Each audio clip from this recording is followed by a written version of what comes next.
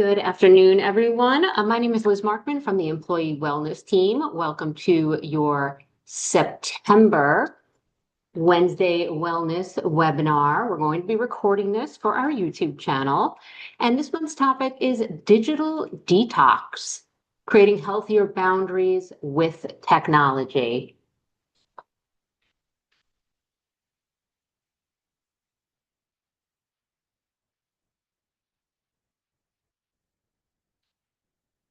So we're going to be talking about something that affects nearly all of us, which is our relationship with technology. So the goal of today's webinar isn't to convince anyone to throw their phone in a drawer or quit social media forever.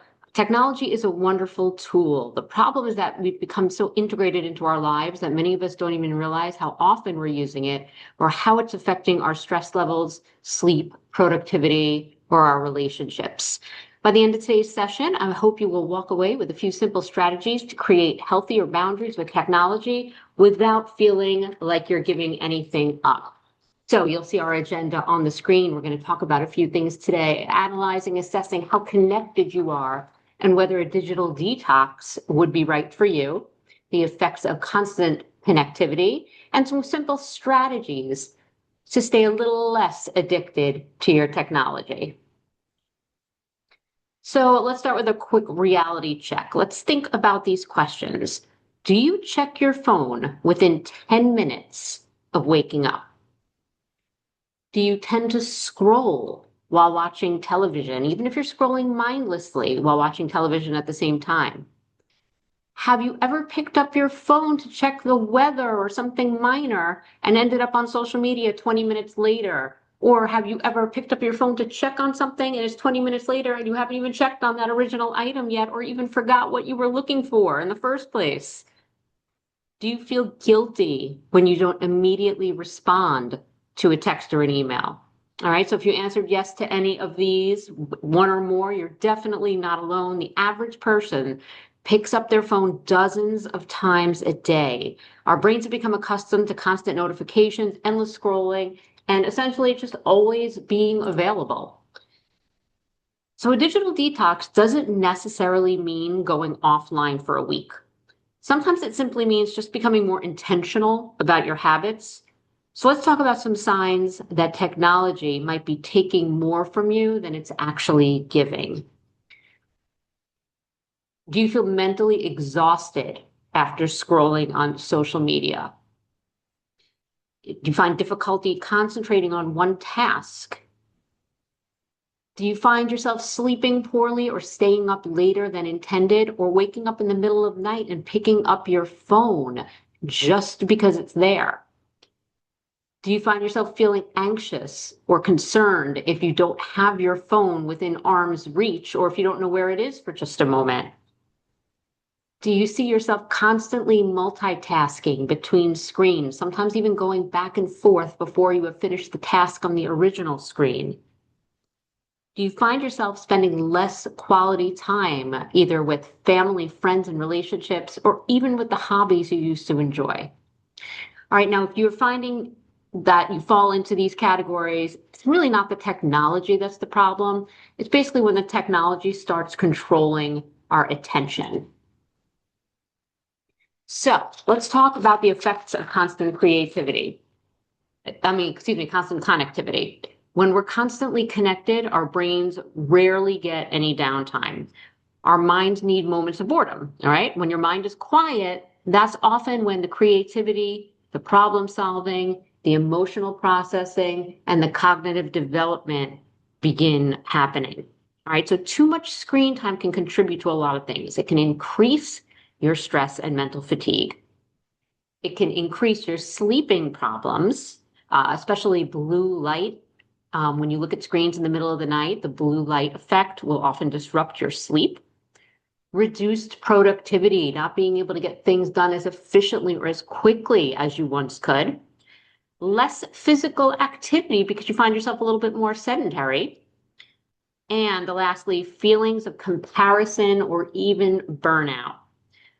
All right, so have you ever taken a vacation or spent a day outdoors and you realized you actually didn't miss your phone nearly as much as you thought you would? Okay, that's common, and that's because our brains benefit tremendously from unplugging.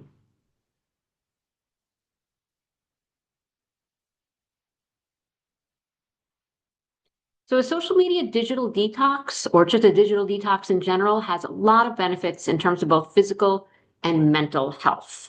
All right, so some interesting research that I'm going to share with you. So regarding physical health, technology usage often leads to more sedentary behavior. So you're sitting in front of a computer screen or looking down at your smartphone for hours a day, and those are hours taken away from time you could be outdoors, exercising, working on creative hobbies, et cetera, et cetera.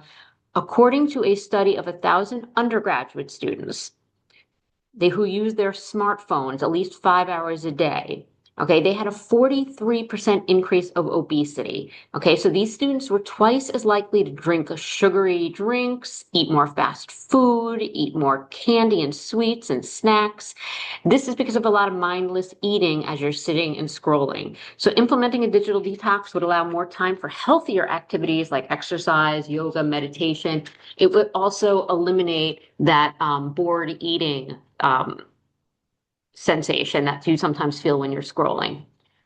Another tech detox benefit is better sleep patterns. So according to a Sleep in America poll from the National Sleep Foundation, 67% of 19 to 29-year-olds bring their cell phones into the bedroom and use them right before sleeping. This can disrupt natural sleep-wake cycles, again, because of the blue light effect from phone screens. This poll also found that 42% of this age group texts within the hour of trying to sleep. Okay, so those who text within the hour of trying to sleep were less likely to report a good night's sleep. They were less likely to report waking up feeling refreshed. And they also reported often driving drowsy. So therefore, limiting phone use at night and before bed can significantly improve sleep and overall health. In terms of mental health, some of the digital detox benefits can be life-changing. So oftentimes seeing others on social media triggers those feelings of FOMO, if you've heard that expression, FOMO, fear of missing out. Scrolling through other users' images, whether they're reality, whether they're curated, no matter how exciting it makes their lives look, it might make you feel like your life is inadequate, and it might lower your self-esteem. A study of 82 adults found that life satisfaction levels decreased as time spent on Facebook increased. Okay, and additionally, another study at University of Pennsylvania correlated high usage of Facebook, Snapchat, and Instagram with feelings of loneliness and depression. All right, the study proved that disconnecting from social media as students experience reduced feelings of loneliness and anxiety. All right, it also suggested that limiting social media time to approximately 30 minutes a day can improve overall mental well-being. Constantly being connected to work, family, social demands, it's stressful, as you know. Another recent study of 4,000 people showed that adults who make particularly heavy use of their cell phones and computers experience more and more intense stress symptoms. So a digital detox allows for more time to unwind, incorporate self-care routines, going back to the old hobbies that you feel you might have neglected. Stepping away from screens, it's going to create space for more creative expression and ideas. So a digital detox can help adults of all ages spend more time on their real world activities and spending more time with the relationships, hobbies that they love. All right, so let's just talk about some simple detox strategies. All right, the good news is that small changes make a big difference. You want to start small and just implement a few things where you can. One strategy is to create tech-free zones. So, for example, perhaps limiting or banning cell phone use at your dinner table with your family, or keeping devices out of your bedroom, or even taking a certain time of the day. Maybe it's when you have your coffee, a 10-minute stretch where you dedicate it to being screen-free. Another great strategy is turning off all non-essential notifications. Okay, so you know our phones are dinging constantly. Less dinging and buzzing would be fewer distractions.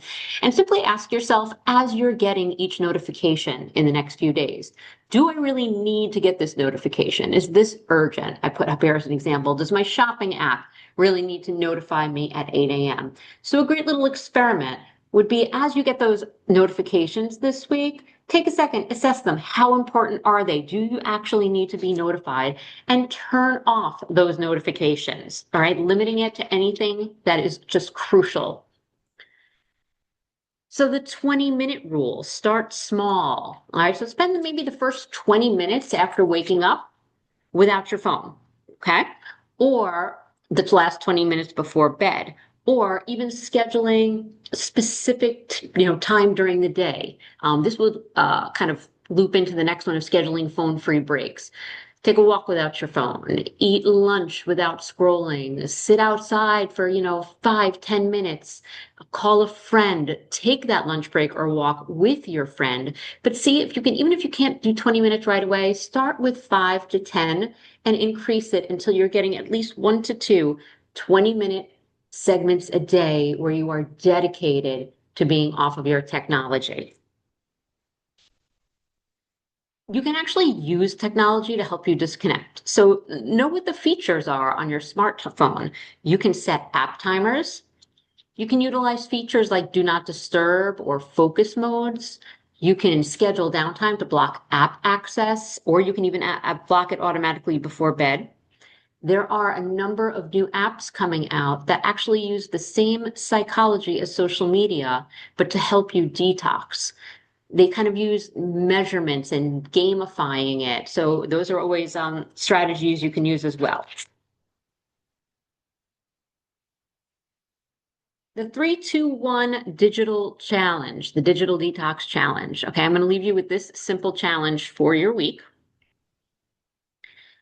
Can you choose this week 3 tech-free moments, whether it's meals, walks, breaks from work, exercise time? Schedule every day 3 moments where you know you will be hands-free and technology-free.